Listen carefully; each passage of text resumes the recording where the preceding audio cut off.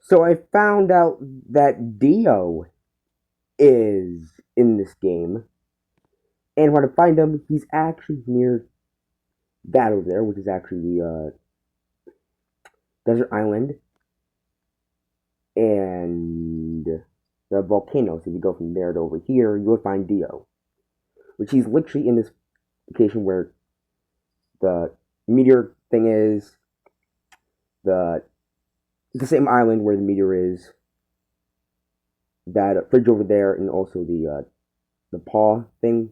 We'll just go over here. He would say, "I see you've noticed me. Come find me the next update for a special quest line. Good luck, fighter. I wish to see you again soon." And yes, those are the last words he'll say. You won't get anything. So, best to wait for the next update. Who knows how long that would be. Peace.